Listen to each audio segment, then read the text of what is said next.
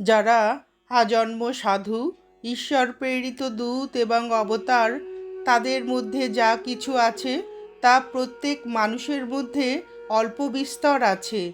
আমরা যদি চেষ্টা করি, ইচ্ছা করি, সেগুলোকে সম পরিমাণে বিকশিত করতে পারি। শ্রীরামকৃষ্ণদেব ধ্যান করতে করতে দেহ ও মন ভগবানে লীন করে দিতেন।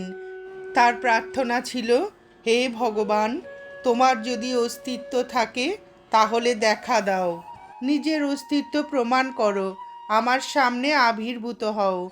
এবং তিনি বিশ্লেষণ করতেন ও শুনতেন। তিনি সমস্ত দৈহিক ও মানসিক ব্যাপার বর্জন করে কেবল আধ্যাত্মিক ব্যাপার, বিচার শক্তি এবং অন্তরে জ্যোতি দর্শনের শক্তি লাভে উদ্বুদ্ধ হলেন। যিনি তার জন্মগত সত্যনিষ্ঠ দ্বারা যে অনুসন্ধানের আলো প্রজ্বলিত করেছিলেন, সেই আলো দিয়ে তিনি অনুসন্ধান করতেন। অবশেষে 12 বৎসর কঠোর তপস্যার পর তিনি পারমার্থিক জ্ঞান লাভ করেন। তিনি দেখলেন যে একটি পদার্থের সঙ্গে আরেকটি পদার্থের কোনো পার্থক্য নেই। এইসব সিদ্ধান্ত মত তিনি পূর্বে শুনেছিলেন কিন্তু বিশ্বাস করেননি।